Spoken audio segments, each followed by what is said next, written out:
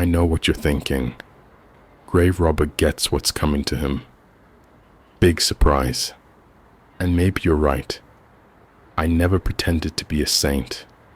I just pretended to be someone who could pay rent, keep the lights on, and take care of a wife going through chemo.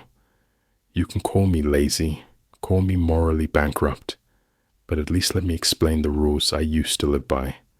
No fresh graves, no kids, no graves with recent flowers, no mausoleums. Don't ask. Prioritize rich assholes or criminals. I thought sticking to that meant I wasn't the worst kind of monster. Turns out karma doesn't care about nuance. It started with research. There was a grave in Hillview Cemetery. Berthold, an 1800s tradesman who got rich off narwhal horn and whale oil, nasty man, died alone. Someone wrote that an artifact was buried with him, something the church didn't want above ground. Even if it was only half true, that was enough. I saw artifact, and all I heard was money. Hillview Cemetery was 3 hours away, so I grabbed a motel, kissed my wife through the phone, and set my alarm for 2 a.m. At 2 o'clock sharp, I got dressed, loaded my gear, and headed toward the hill. The drive was beautiful, actually. Coyotes howling, fields stretching forever, the moon blood red and hanging low. Nights like that weren't meant for crime. They were meant for campfires and peace. A version of me, years ago, thought I'd grow up to be an astronaut. Instead, here I was, digging up the dead. I reached the back road. It was clear earlier that day. Now, a giant oak tree blocked the road. Except there's one problem. There are no oak trees in Hillview. Not within miles. I should have left. I almost did. But when your wife's sick and rent's due, you climb the tree, sling your backpack over your shoulder, and keep walking. The mist thickened so much I could barely see my own boots. Something screamed somewhere on the hill, the kind of scream that makes the animals go silent. For a good minute, I didn't breathe. But when the world stayed quiet, I pushed on. Berthold's grave was right where I expected it. Fresh animal bones scattered nearby. Creepy, but not enough to stop me. I dug fast. Time was running out. Dawn wasn't far. My shovel hit wood. I wiped dirt off the coffin lid. Mahogany. Expensive. A Latin phrase carved into it. Mortui vivos docent. The dead teach the living. I broke the locks, took a breath, and threw it open. My grin died instantly. Inside the coffin wasn't Berthold. It was me. Not like me. Not a similar build. Not a trick of the light. It was me, down to the wedding ring, the scar on my eyebrow, the exact clothes I was wearing, soaked in blood. Its eyes were shut at first. Then they opened. The thing wearing my face sat up, blood pouring down its chin. It stared at me with my own eyes, except emptied out, like someone had scooped the soul out and left the shell. Then it screamed. Not a human scream. A choking, gurgling, tearing sound that shook the ground under my feet. I don't actually remember climbing out of the grave. My brain blacked out everything between the moment it moved and the moment I found myself sprinting downhill. The thing chased me. I heard its feet slapping the dirt. Every time I tripped, its scream got sharper, closer. I lost it somewhere in the orchards at the base of the hill. After that, pure fight or flight autopilot. I dove into my truck, peeled out, and didn't look back. By the time I reached home, the sun was up. I tried to rationalize it. Guilt, hallucination, sleep deprivation. I almost convinced myself. Then I walked inside and felt cold air sweep across my ankles. The front door was open. "Beth," I called out. Something shifted behind me. Beth? I tried again, smaller this time. The door slammed. Glass shattered in the kitchen. My body moved before my mind did. I bolted for the exit. I tripped over a pile of dirt that hadn't been there seconds earlier, sprained my ankle. I crawled, screamed, looked up, and there it was, standing at the far end of my yard. Me, perfectly clean, fresh clothes, my face but drained of anything human. It smiled. I don't know how I got to my truck. I don't remember dialing my wife, telling her to go stay with her sister, to not come home, to not look for me. I barely remember the drive. I've been sleeping in my truck for days now. Library parking lots, gas stations, anywhere public, anywhere not alone. But the screams from the hill, they're getting closer every night. If anyone knows what this thing is, if anyone knows how to stop it, please tell me, because I miss my wife, and I want to go home.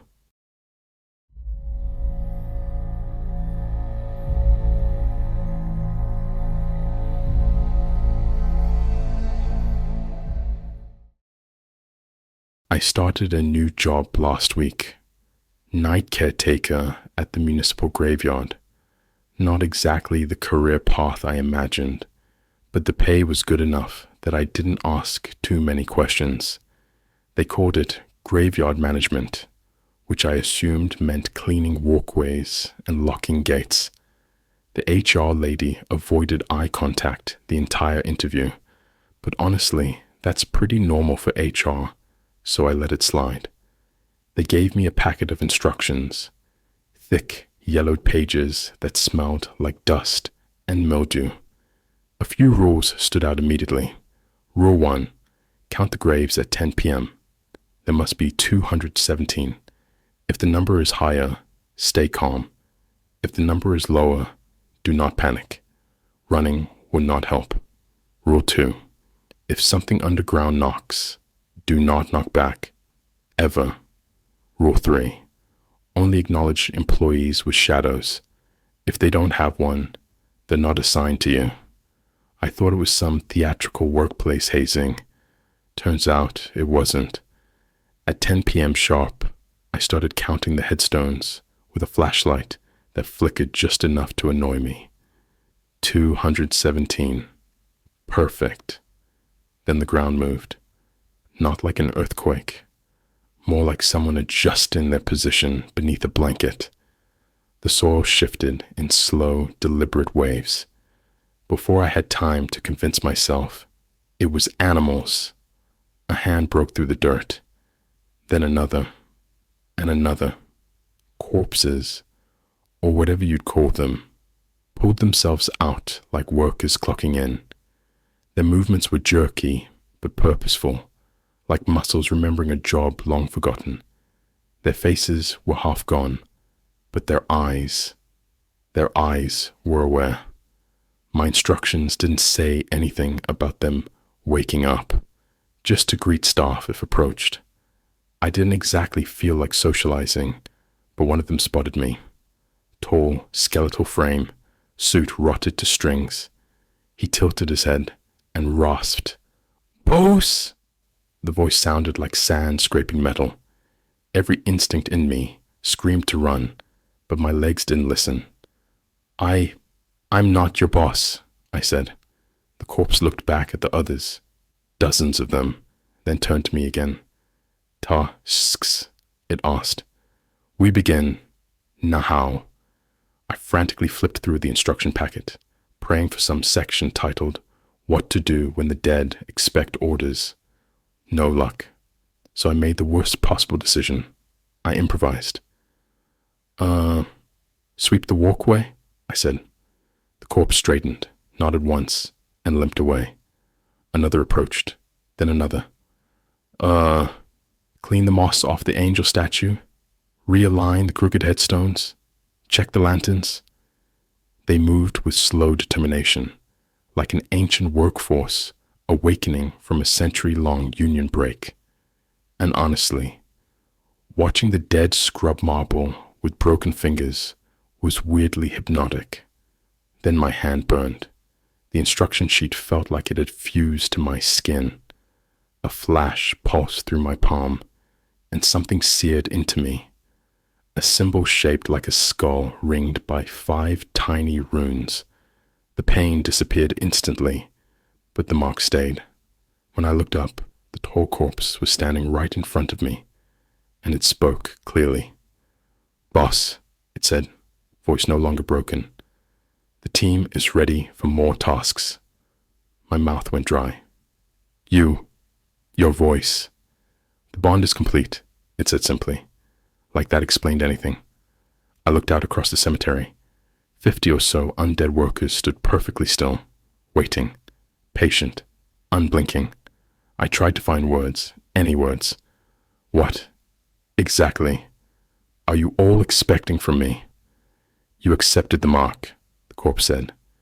"You lead us now. As long as you live, we serve." I felt the weight of his words settle into my bones. This wasn't a job. It was a contract, and apparently, I had signed it in my sleep. The corpse tilted its head. "Orders, boss." I exhaled shakily. "Fine. Finish straightening the graves, then report back." They moved all at once, silent and coordinated. The only one who stayed was the tall one, my unofficial foreman, I guess. "Also," he added, almost politely, "someone's been stealing flowers. The others are upset." I rubbed the brand on my palm, trying to accept the reality of my new life. Manager of the night shift, of a graveyard, of the dead. And honestly, I've had worse bosses.